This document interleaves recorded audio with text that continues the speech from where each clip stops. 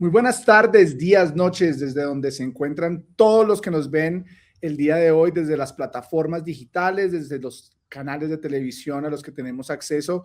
Queremos darle la bienvenida aquí a Canal 57 a nuestro programa Elecciones 2026 Colombia Decide, y más de 5 millones de colombianos en el exterior van a decidir el futuro también de Colombia.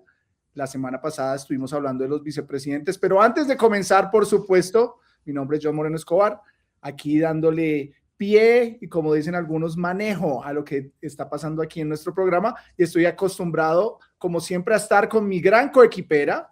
Y si fuéramos una selección Colombia, ella sería ¿quién? Lo va a preguntar. Zuli Peláez. Estamos en modo mundial, entonces hay que preguntar sobre ¿qué jugador serías tú en la selección Colombia, Zuli, para comenzar hoy el programa? Yo sería ah, delantero. ¿Y cuál? ¿Ramel? Goleador. No, no. Yo soy un poquito más de esas vieja escuela de jugadores de la selección Colombia. Yo diría un Aristizábal. Ah, claro, ya la Ah, paisa, meter al paisa, mira, eso como la vaina, la regionalización se ve hasta en la yo, selección. pero yo soy muy vieja escuela. O sería también un portero. Ah, Y, mierda. y otra vez vuelvo al Nacional y digo, sería un Higuita. Ay, no. O Mucho sería un Ospina. O sería un Ospina. no, o sea, todos los países de la selección, Zuli los va a traer a conocer la defensa, para volar. Oye, Zuli, qué rico verte otra vez. Gran programa la semana anterior. Tuvimos muchos comentarios, tuvimos mucha interacción. Los invitamos a todos los que están viéndonos el día de hoy a que no se olviden de seguir viéndolo, de seguir compartiéndolo con sus amigos del exterior o no del exterior, tal vez también en Colombia. Los saludo hoy aquí en el estudio con Zuli. Vamos a seguir nuestra parte 2 de Vices. No sé si hoy no tan emocionante, pero igual es parte de este trabajo periodístico y analístico, ya me van a regañar en el Dios, la voz de Dios me va a regañar. Bendito Dios, la voz de Dios. Aquí por el interno me dicen que no se dice así, entonces voy a cambiar de palabra. Y en nuestro análisis político vamos a hablar de los demás, porque esa es la democracia y para eso estamos acá, para que todos los que nos ven en las semanas en las que salimos al aire sepan quiénes están ahí, porque a veces pues no quieren ir a debates, yo ya les había dicho, pero ahorita vamos a hablar un poquito de eso. Zuli, ¿cómo ves esta segunda parte? ¿Qué te emociona y qué no te emociona tanto de nuestra segunda parte de Vices, los que van a acompañar a los que o las que tal vez, o el que o la que tal vez se vuelva presidenta de Colombia o presidente de Colombia al final de este verano? Ojalá pudiéramos hablar de todos, pero pues tenemos demasiados. Esta semana vamos a tratar de hablar de algunos de ellos y de entender un poquito cómo está ese mapa en cuanto a los vices. Pues la semana pasada tuvimos la oportunidad de hablar solo de 3 de ellos y creo que pues bajo estas condiciones en las que ellos están compitiendo, vale la pena como también darles un poco de visibilidad a esos candidatos y a los motivos y a las razones, tal vez lo que nosotros pensamos aquí como analistas de por qué ellos son la fórmula vicepresidencial de estos candidatos a la presidencia y no otras personas. Sí, y la semana pasada estuvimos hablando de Aida, de José Manuel, de Juan Daniel. Hablamos de los que están, como dirían en el ciclismo, en el pelotón del frente, escapados. Los que están bien escapados, bien lejos, porque en realidad sí son muchos puntos los que les llevan ya a Sergio Fajardo, a Claudia López, etcétera. Supimos y escuchamos mucho sobre ellos en el programa anterior, y en este programa vamos a intentar, como dice Zuli, hablar de todos los demás que siguen, que también son gente muy importante y que han estado también trabajando mucho sobre diferentes temas y trabajando mucho en el país. Pero la pregunta para poder movernos hacia adelante, Zuli, es ¿qué nos dicen las fórmulas sobre las fórmulas vicepresidenciales sobre el país que cada candidato imagina? ¿Tú crees que en realidad esto es cálculo político o es lo que en realidad los candidatos quieren ver en el país que se imaginan como presidentes o presidentes? Yo creo que hay algunas de estas fórmulas vicepresidenciales que se están escogiendo para gobernar. y otras que se están escogiendo para completar la fórmula. ¿Eso qué quiere decir? Que no, pues yo pienso que no todas las fórmulas vicepresidenciales que estamos viendo en este momento son o están en campaña, no todas están tratando a la vicepresidencia con la misma seriedad. Yo lo veo de esa manera. eh, Mirando la figura vicepresidencial como debería verse, sino que hay campañas que están construyendo unos binomios para ayudarle a la gente a entender dónde está su posición de poder, y otras están simplemente llenando un requisito, como, ok, tengo que completar a alguien, tengo que poner a alguien aquí. Entonces eso nos lleva también a encontrar algunas fórmulas vicepresidenciales con mucha coherencia desde el discurso del candidato, pero no con poder desde lo político, ¿no? Que no siento que ahí no va a haber como un coequipero de gobierno en el caso tal de que quedaran elegidos. Y hay otros que están diciendo, ok, y ahí es donde yo digo, por eso es que yo digo que los usan para completar la fórmula vicepresidencial o llenar el puesto, pero en realidad no serían personas que creo que podrían gobernar, aunque elijan con coherencia, ¿no?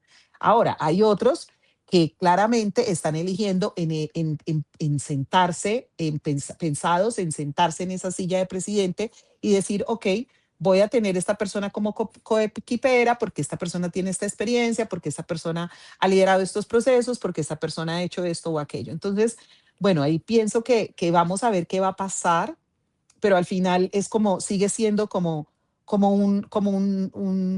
que siento que en muchos de los casos se está repitiendo la historia de voy a llenar este cupo que tengo que llenar, y no pensado en el sistema de gobernanza y de administración desde la realidad, ya sentados en la silla y en la mesa. Y entonces con esta gran lectura de nuestra querida Zuli vamos a meternos de lleno a analizar en nuestro programa del día de hoy a las personas que acompañan a estos candidatos y candidatas a la presidencia, aunque tenemos que decirlo, ya creo, si no estoy mal, que no tenemos más mujeres hacia la presidencia, solo una que quedaba, que era ya parte ahora del pacto, que era de la izquierda, pero vamos a mirar qué pasa ahora con los que sí están. Sergio Fajardo, candidato presidencial, tiene su vice, Edna Bonilla, Edna académica, Bonilla. secretaria de Educación de Bogotá, muy programática. Por supuesto, una persona que ya ha estado con Sergio, según lo que escuchamos en sus entrevistas, varios procesos, se conocen, es una educadora también, es una persona que también viene como de este grupo de personas hechas a pulso, yo diría muy parecido el proceso de selección cuando él escogió a Claudia López. Lo voy a dejar ahí, a ver en tu análisis cómo lo ves. Y adicionalmente a eso también Edna pues le da un poquito de golpes y patadas a la lonchera porque ella viene de las huestes de Claudia López. Sé que en las huestes de Claudia López no estaban muy felices con escucharlo de Edna como candidata a vicepresidencial de Sergio, pero yo lo veo coherente, lo veo mesurado, lo veo sin shows, lo veo, como tú decías anteriormente, en lo programático. Zuli. Yo pienso que aquí vamos a apuntarle a la coherencia de Sergio Fajardo cuando elige una persona que pues sí podemos hablar de que es tecnócrata, de que ha tenido amplia experiencia en la educación, en el tema de gestión. Ahí veo que hay coherencia, que hay seriedad, que hay una credibilidad. Sin embargo, me hago yo la pregunta es si la consistencia de la que estoy hablando y esa coherencia desde lo que es fortalecer el tema de la educación gana elecciones. A ver, me pregunto esto porque sí, por mí como mujer afro, como mamá, como emprendedora, como líder, yo valoro mucho profundamente que se haya este enfoque en el tema de educación, sobre todo porque ahora estamos hablando de orden público, de seguridad, del costo de vida, de la salud, pero yo siento que Sergio le está dando aquí mucha fuerza a una bandera que él ha tenido por mucho tiempo, que es el tema de la educación. Entonces pienso que en ese sentido me parece relevante y me parece importante. Ahora, Yo lo que siento por este lado es que el músculo desde lo electoral no es tan fuerte y ahí es donde viene y gana relevancia la pregunta que yo me hago. O sea, esa coherencia sí hará que él gane la elección, las elecciones, sí hará que él suba, sí hará que él incremente. Entonces ahí es donde yo digo, sí está bien, pero también hubiésemos podido mirar o tratar de encontrar, hubiese podido tratar de encontrar alguien con quien él tuviese la misma coherencia, pero también que le inyectara un poco más de fuerza a su campaña, que es lo que creo que en este momento está faltando. Yo siento que él ha hablado mucho del tema de renovación, pero Y también el centro está eligió, estancado, ¿no? El centro está ¿cómo? estancado, el centro está estancado, no vemos Está cómo se... muy estancado, pero también yo siento que él está hablando mucho de renovación, pero al final elige a alguien Claro, que es demasiado técnico, con quien ya había trabajado antes, como él lo ha manifestado. Entonces uno dice, bueno, entonces, ¿qué es lo que estamos renovando? claro. Ahora, sobre la pregunta de que ella viene de trabajar de otras campañas, yo entiendo que la democracia es dinámica, pero pues, ¿hasta dónde esta fórmula está diseñada para gobernar mejor? ¿No? Que es como lo que surge aquí y yo pienso que tampoco, no sé si esté diseñada para ganar, además. No sé si él la eligió a ella como una fórmula realmente para ganar. Yo no sé si Sergio en realidad quiere ganar, se ha hecho todo lo posible para no ganar, él debió haberse contado, ya lo hablábamos en nuestro análisis, o lo que yo pensaba, se debió haber hecho contar, él hubiese ganado esa consulta, hubiese salido con fuerza y hubiese salido disparado, porque sí hay un espacio del centro que quiere una persona como Sergio Fajardo como presidente. Lo siento en las elecciones, en las encuestas, en todas las que hay, siempre se habla de que el centro está indeciso y es el mayor número de votantes que hay en el país, pero no encuentran su candidato. Sergio tal vez esta era su gran oportunidad, todavía es, no ha pasado las elecciones, pero está muy atrás. Se viene otra que salió disparada con ese conteo, pues, aunque más antes que después de la consulta, que es Claudia López, salió disparada en las encuestas, estaba casi como en el 13-15% en algunas, estaba, por supuesto, en el tarjetón, en la mejor posición posible que pudiese haber, en la esquina izquierda superior de la hoja que todo el mundo tenía, o del tarjetón que todo el mundo tenía que marcar. Se dice que normalmente, según las mismas estadísticas de la registraduría, se dice que la mayoría de personas escogen a la persona normalmente que está en la parte superior izquierda, se tenía mucho aire en la camiseta, llegan la consulta y pues no llega ni al millón de votos, Claudia López, y escoge a un vicepresidente que es Leonardo Huerta, eh, una persona muy, como diríamos, ecuánime, no tiene mucho reconocimiento, pero está armando su carrera política, es una persona que,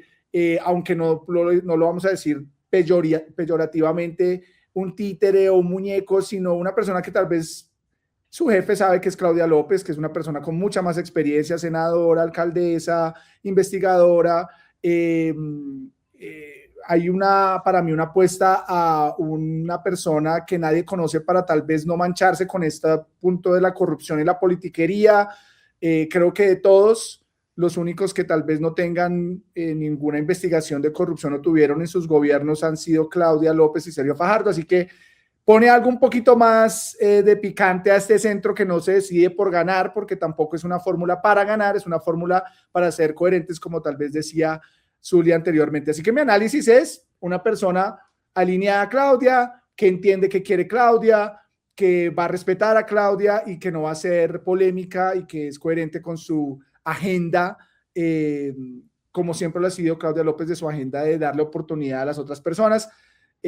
Zuli, ¿tú qué piensas sobre Leonardo Huerta? No Huertas, Huerta. Yo siento que Leonardo entra más a darle orden a la campaña. Eh, Entra a hacer, es una fórmula más hacia adentro que hacia afuera. Entonces ahí es donde uno dice, bueno, y volvemos al mismo punto. Elegimos desde la coherencia, elegimos desde lo que tiene más sentido para la campaña, pero esto no necesariamente genera densidad electoral o no es una fórmula que genera expansión o que va a traer votos. Puede que sí, puede que no. Ahora, pues vuelvo y digo, esto puede ser muy ambiguo y puede moverse mucho, pero cuando tú tienes una maquinaria, maquinaria política compitiendo contigo, o no maquinarias políticas, sino personas que están empezando en política, pero que están inyectando capital y fuerza a ganar, pues también deberías pensar en apostarle a ganar. Ahora, no sé hasta qué punto Claudia desee que la reconozcan como la persona que peleó hasta lo último para ganar, más que ser reconocida por la persona que fue coherente en la estructura y en la forma en que ella estructuró su campaña Claro. o su candidatura, su candidatura. Entonces, yo pienso que Leonardo Huerta entra a fortalecer la estructura de la campaña de Claudia, pero no necesariamente entra como una candidatura para atraer votos e inyectar fuerza electoral. Eso es como lo que yo veo en este caso. Y la verdad, siendo aquí analizando claramente los resultados de la consulta, las últimas entrevistas, y ya lo dijo en medios de comunicación, Claudia dice, yo tal vez no tengo en este momento el espacio para estar en los punteros y yo quiero crear el primer partido político socialdemócrata como está en Europa y voy a luchar por eso porque los colombianos necesitan ese espacio. Así que tal vez Leonardo puede ser esa persona que la acompañe en esa construcción, una persona que no está tal vez intoxicada de tantas cosas de Bogotá, porque pues ser alcaldesa de Bogotá, estar en el Congreso y todo lo que Claudia López significa como ex candidata vicepresidencial, etcétera, pues también intoxica en cierta forma esos procesos formativos de capítulos nuevos en la política colombiana. Además, teniendo el chisme que les tenemos aquí, aquí va a sacar a la tía chismosa. La tía chismosa es bien chismosa. El Partido Verde se destruyó. Después de pronto le hablamos un poquito a la gente de eso, pero el Partido Verde se fue con Petro, el Partido Verde va a hacer escisión, otros se fueron con Paloma Valencia.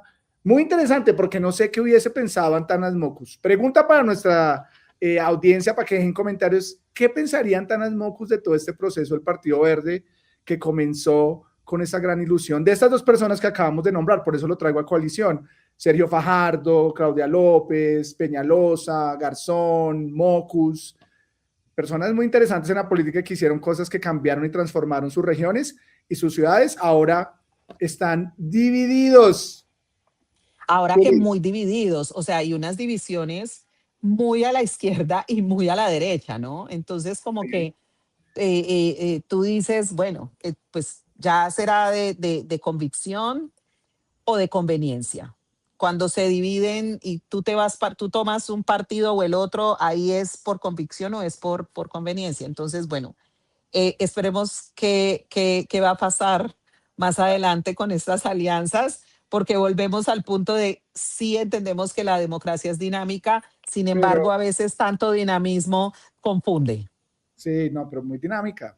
Juan Manuel Santos, gran pensador filosófico, dijo esa gran frase de la política es dinámica. Bueno, se viene la campaña del amor, diría él, la campaña de que recoge a todo el país.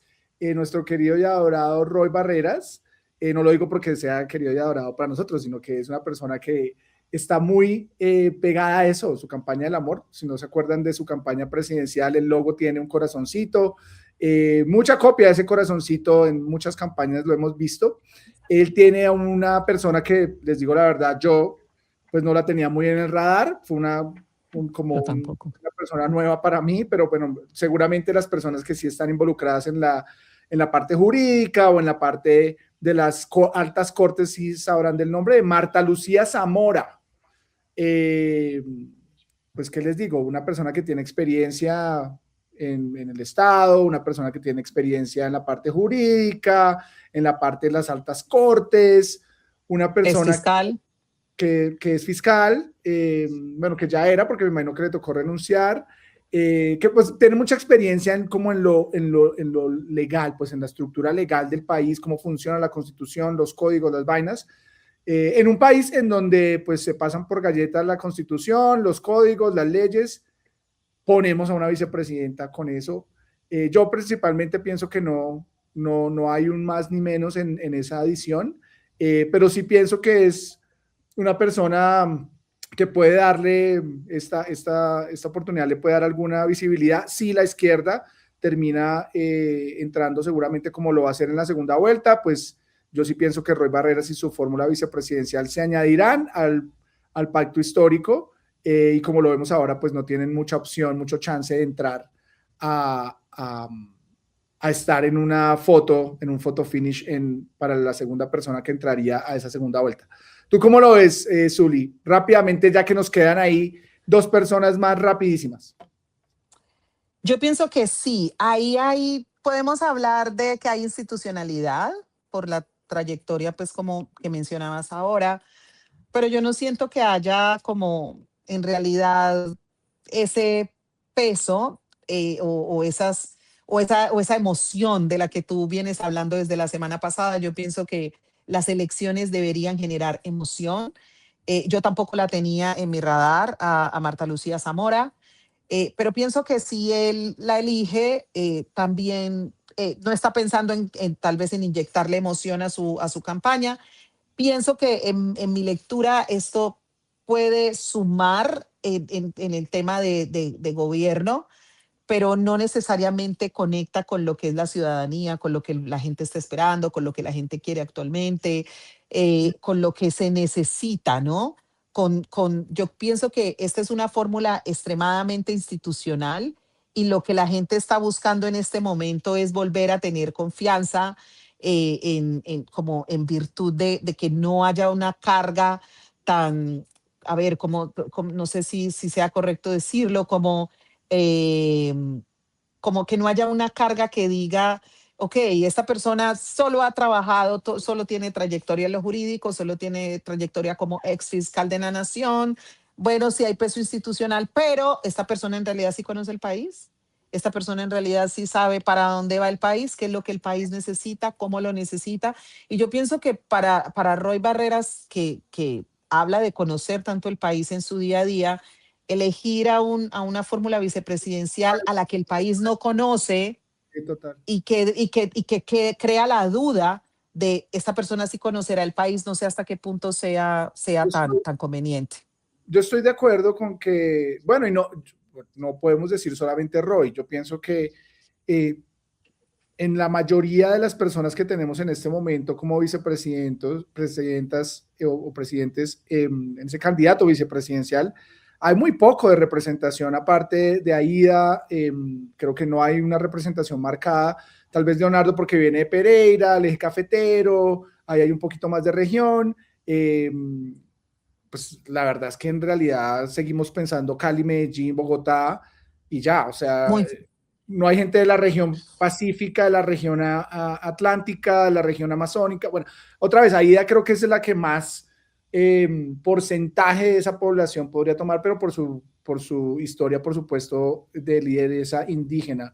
Dime, Zuli, antes de que nos vayamos al último, a la última persona de la que queríamos hablar. ¿Tenías algún comentario? Qué pena que te corté. no, no te preocupes. Yo lo que pienso en este caso es que seguimos muy centralizados, Sí, total, sí. y el país no es solo el centro. Por eso yo también digo que es como un riesgo, o sea, ahí sí como diría mi abuelita, mi mamita, ni mucho que queme al santo, mi amor, ni tampoco que no lo alumbre. Total. Entonces es como que, ok, no necesariamente tiene que ser una persona que haya recorrido todo el país, que vaya todo el tiempo, pues apenas acabaron de elegir fórmulas vicepresidenciales. Los que deberían conocer el país, pues son los que están haciendo campaña, que ahora vamos a hablar de un tema un poco delicado y es que muchos no están pudiendo salir a hacer campaña, pues por ciertas condiciones, pero, pero en realidad yo pienso que nos estamos quedando algunos en los extremos de la extrema coherencia de su discurso y otros en el solo me interesa ganar. Pero, pero sí, pero también tenemos que exigir, ¿no? Que por lo menos así no sean los que están de frente en la campaña, son los candidatos. a la presidencia, que los vicepresidentes por lo menos tengan un poquito de experiencia en el territorio, y no es porque viajaron para una conferencia, sino que en realidad hablaron con las comunidades, conocen las necesidades. Creo que ahí estamos muy en sync, como se diría en inglés, muy alineados en eso. Creo que hay un poco de un limitante del reconocimiento de muchas personas en las regiones. No solamente hablo de las regiones Pacífico-Atlántico, hablo de todas las regiones. Por eso tal vez Leonardo Huerta y La ahí Amazonía, el Putumayo, los Santanderes, la los Guajira, llanos, los los llanos llanos. orientales. Bueno, y vamos entonces para transicionar a nuestro candidato Luis Gilberto Murillo, candidato negro, pacífico, que representa a esa Colombia que él decía en algún momento esa Colombia olvidada, ahora lo cambió a la Colombia profunda, porque tal vez muchos de ellos que estaban en su crítica para Luis Gilberto Murillo decían que porque él decía esa Colombia olvidada, que eso no era así, pero bueno, eso después lo podemos hablar. Pero una persona que, pues, por supuesto, de las más preparadas que hay en la campaña, ex canciller, etcétera, ya lo hablamos anteriormente en otras secciones. Habla ahora Luis Gilberto de tener a Luz María Zapata, o escogió a su vice, Luz María Zapata, que, hablando, por eso te decía que perfecto el segue, porque sí conoce las regiones, sí ha viajado a las regiones, fue presidenta de Azocapitales, creo que es la organización de donde viene ella, si no ahora lo revisamos, pero viene de una organización que maneja y trabaja con las regiones. Tuvo un roce, interesante contarlo, con la alcaldía de Fico. Dicen que Fico fue el que le hizo el cajón para que saliera de esa asociación, porque él no estaba muy de acuerdo con que ella estuviera ahí. Es una persona muy temperamental, como se llega, ojalá la podamos tener pronto en el programa, una persona muy temperamental, muy chévere. La he seguido mucho desde que se lanzó a la vicepresidencia, porque me pareció que para mí John Moreno Escobar es un acierto de Luis Gilberto Murillo. Él necesitaba tener una mujer, una persona que le complementara su conocimiento de territorio, porque sin duda si hay uno de los candidatos que conozca al país es Luis Gilberto Murillo. Creo que complementa también no solamente la parte de género, sino también que conoce la estructura de las alcaldías y gobernaciones, que eso es impresionantemente importante para el desarrollo del país, para descentralizar los proyectos productivos en Colombia, y creo que ella sí le añade conocimiento, le añade un poquito más de que en el debate se va a dejar ver, si alguna vez debaten todos los vices, se va a dejar ver porque es una persona muy bien puesta, pero lo que hablamos antes, pues hubiese escogido una persona un poco más pintoresca, tal vez hubiese ganado más votos, pero pues por supuesto ella no le añade votos, a mi parecer, le añade un poco más de estructura, de complementar lo que él ya sabe. ¿Tú qué piensas, Zuli? Yo pienso que esta pereirana creo que es una de las fórmulas que mejor entiende las deudas históricas con las regiones, porque ella ha trabajado, como decías ahorita, en muchos temas tratando de descentralizar el país y las estructuras en el país. Ahora, yo pienso que ella conecta muy bien y ayuda muy bien a conectar a ese país o a esa Colombia profunda de la que tú hablabas ahorita, pero y hablar de esta Colombia de, pues, entre comillas, olvidada, pero aunque, pues, yo pienso que como mujer negra, voy a hablar yo como mujer negra, pienso que necesitamos este tipo de candidatos, ¿cierto? Al estilo de Luis Gilberto, el que está hablando de otras cosas, de otras personas, que está yendo a las regiones de otra forma y que trae a sentarse en la mesa a alguien que entiende muy bien los territorios y que pocas veces son territorios de los que ni siquiera se habla. Ahora, yo no sé hasta qué punto Luz María Zapata, con toda esta coherencia de la que estamos hablando, va a poder o va a ayudar a que haya un crecimiento exponencial en cuanto a votos para Luis Gilberto. Eso no lo sé, pero pienso que ahí hay un gran acierto de él en temas, como tú lo decías ahorita, desde lo coherente, y pienso que ella pueda entender mejor esa deuda histórica que se tiene con las regiones, no con no con las personas o con ciertas etnias, con las regiones como tal. Y ahí hablamos todas las que estamos mencionando, el Putumayo, la Amazonía, los Santanderes, el Pacífico, el Atlántico, o sea, no solo el centro del país. Yo pienso que es importante hablar de esa deuda. ¿Por qué? Porque esas personas yo creo que van a poder conectar mucho más fácil con una persona como ella que con otros candidatos a los que pues tal vez mucha gente no conoce, a Luz María Zapata, Mm. pero permitirían o se atreverían a conocerla y a entender un poco el por qué, o entenderían un poco el por qué ella es la fórmula de Luis Gilberto y no otra persona. Total, y adicionalmente ya se ve en la campaña una persona que se pone las botas y le toca, que va a caminar, que va a hablar con la población, que ya tiene esa experiencia, y a mí eso me parece, a mí personalmente me parece algo muy, muy, muy interesante. Eh, pero todas estas campañas están enfrentando un riesgo silencioso del que no se habla mucho. Creo que somos tal vez el único medio que lo va a hablar el día de hoy, no como que le vamos a dedicar un buen tiempo de esta parte, de esta última sección del programa, a hablar sobre la seguridad y las garantías que existen para todas estas campañas de las que estuvimos hablando en el programa anterior y en este programa. Y la pregunta aquí, Zuli, es, ¿hay garantías para poder tener una campaña que le llegue a todo el mundo, o sea, que todo el mundo conozca a los candidatos y candidatas, si en este momento hay más de 370 municipios en alerta roja? ¿Y eso qué significa? Que hay problemas de seguridad, de violencia en esos territorios, y adicionalmente que no se pueden garantizar por ser zonas rojas que haya que no haya una influencia de un tercer agente sobre las elecciones presidenciales que se vienen ya pronto, y sobre todo esta que viene ahora, que es la primera parte de un cuento de dos partes. Esta primera parte, que es la primera vuelta, pues 370, más de 370 municipios en alerta roja. Zuli, ¿tú qué crees? ¿Se puede decir que se puede hacer una campaña en donde todo el territorio nacional pueda recibir la información de una forma que no sea pues intoxicada por otras vertientes políticas o por agentes armados, el ELN, las disidencias de las FARC, el Clan del Golfo, la corrupción de algunos partidos políticos que ya se ha documentado y que ya ahora tiene a varias personas investigadas o sin curul durante el Congreso, específicamente algunos del Centro Democrático, otros de los Partido Conservador? ¿Tú qué crees sobre la seguridad para tener esas elecciones ahora en mayo? Esa es una gran pregunta porque en este momento la democracia no se está midiendo solo en los votos, sino se mide también con las garantías de que la gente pueda salir a votar y de que los candidatos puedan salir a hacer campaña.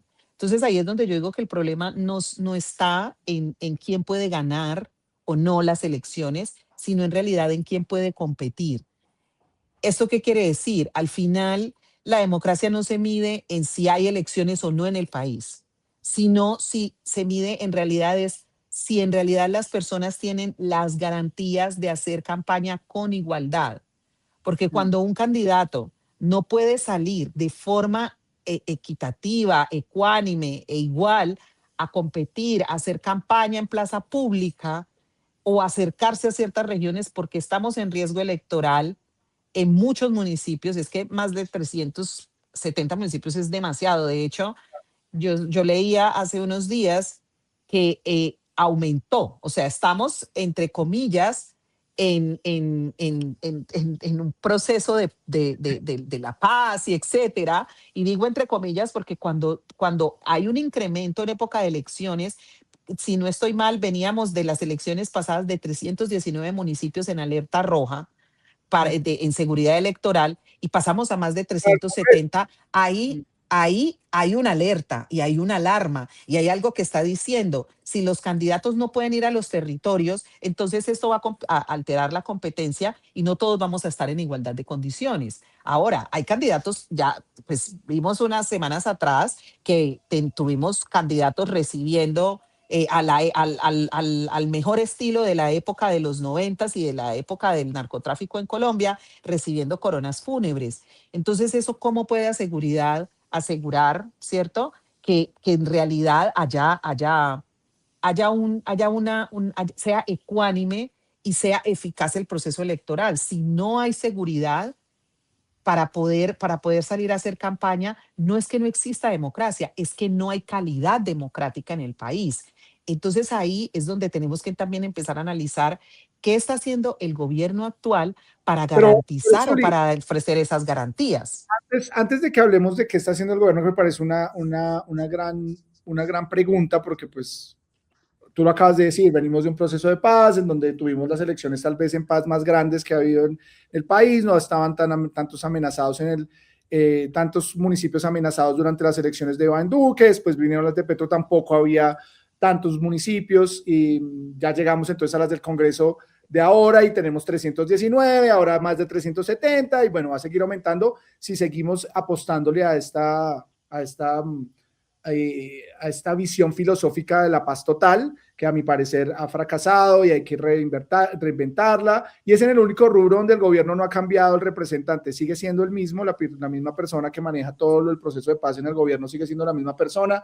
Duró los 4 años, nunca hubo como un movimiento ahí fuerte, no sabemos por qué, ya después lo analizaremos tal vez en otro programa, pero la pregunta aquí, Zuli, que te estaba escuchando y se me surgía era, bueno, pero una Claudia López, un Sergio Fajardo, un Abelardo de la Espriella, un Iván Cepeda, tal vez recibe una protección del gobierno mucho más marcada que también tal vez un Luis Gilberto Murillo o tal vez un Roy Barreras o otros candidatos que también están y que son parte, digo solamente estos porque tú hablabas sobre la equidad en esa protección y a mí me gustaría que analizáramos un poquito sobre, nosotros pagamos muchísimos impuestos en Colombia y los que vivimos en el exterior pues mandamos muchísimas remesas a Colombia, somos el segundo rubro más grande del Producto Interno Bruto, creo que pasamos a 13.000 millones de pesos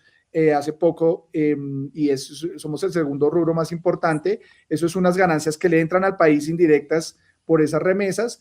Y igual tenemos tal vez Álvaro Uribe tenga más protección que alguno de estos candidatos o algunas otras personas del gobierno tengan más protección que estos candidatos que estoy hablando, que son como del segundo pelotón, que no están en el primer pelotón.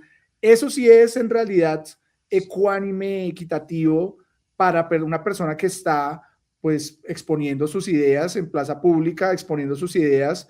Lo vimos con Miguel Uribe, que pues estaba en una plaza pública en Bogotá y seguramente tenía una seguridad, un esquema de seguridad importante.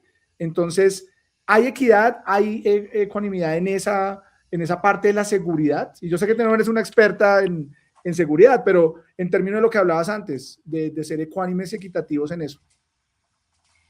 Yo pienso Porque, que el candidato el candidato que más esté figurando, y por eso digo, por eso volvemos al tema de los pelotones de los que tú hablabas ahora, y es los candidatos que están en el pelotón, ¿cierto? Que están más adelantados, son los candidatos que están recibiendo. A ver, la semana pasada hablamos de 3 candidatos, ¿cierto?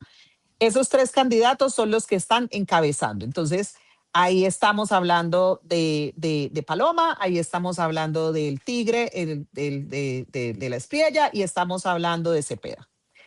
En de esos tres que están adelante, hay 2 que recibieron amenazas directas, ¿cierto? Y hay uno de ellos que, seguro informó el Ministerio del Interior, ya recibió apoyo para aumentar su esquema de seguridad. Pero otro, que fue de la Espriella, lo escuché dando declaraciones donde dice que a él nadie lo llamó, a él nadie lo contactó y que él está pagando seguridad privada.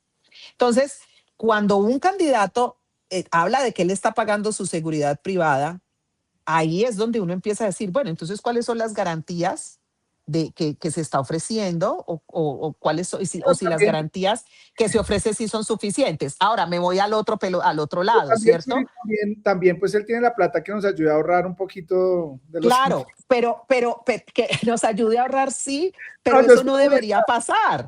pero también es una estrategia política, ¿no? Una cosa muy Trump, muy Milei, como, yo puedo pagarme mi seguridad, a mí no, el gobierno se está ahorrando esa plata Ma- conmigo, digo yo, ¿no? Maravilloso, muy bueno por él, pero si vamos al lado más profundo de ese tema es, y si no fuera de la Espriella el amenazado, sino que fuera un Luis Gilberto el amenazado, entonces hay en realidad garantías para que todos los candidatos, ahí es donde yo voy, incluso los que no están en ese pelotón, no están tan avanzados, ellos qué garantías tienen, ellos sí están pudiendo asistir a todos esos municipios, porque entonces ahí es la pregunta, o sea, tenemos más de 370 municipios, el hecho de que ellos no aparezcan amenazados o no estén saliendo a decir que los han amenazado, no significa que pueden ir a esos municipios que están en alerta roja a hacer campaña. Entonces ahí es donde viene la pregunta sobre el tema de las garantías, o sea, si sí hay protección equitativa para todos, no necesariamente, vea, ahí le sonó, la voz de Dios lo va a regañar. Me llamó Abelardo a preguntarme seguramente que porque estoy diciendo que él está haciendo campaña con la seguridad. Pero, Eh, pero, pero, sí, al pero final, volviendo como, perdón, dale, milloncito. no, solamente quería que entiendo tu punto de vista y creo que eso nos lleva a hablar sobre, hay unos recursos, hay una estructura ya que existe dentro del gobierno nacional. ¿Qué está haciendo el gobierno? ¿Tú qué ves que está haciendo el gobierno? Y ahora yo te cuento un poquito qué pienso yo que el gobierno está haciendo. Yo, para cerrar este punto que estamos hablando, yo digo, es como si no hay seguridad, y hablo no solo de estos tres que van en el pelotón, si no hay seguridad para todos, en realidad no puede haber una competencia justa. Eso es como lo primero que quiero decir. Ahora, hablando ya sobre el tema del gobierno, yo pienso que si vamos a hablar de garantías, la percepción desde la opinión pública es que todavía no hay las suficientes garantías, ¿cierto? Y es mi posición. O sea, no hay garantías y yo creo que no hay garantías para todos o no hay garantías para la mayoría de los candidatos. ¿Por qué? Okay.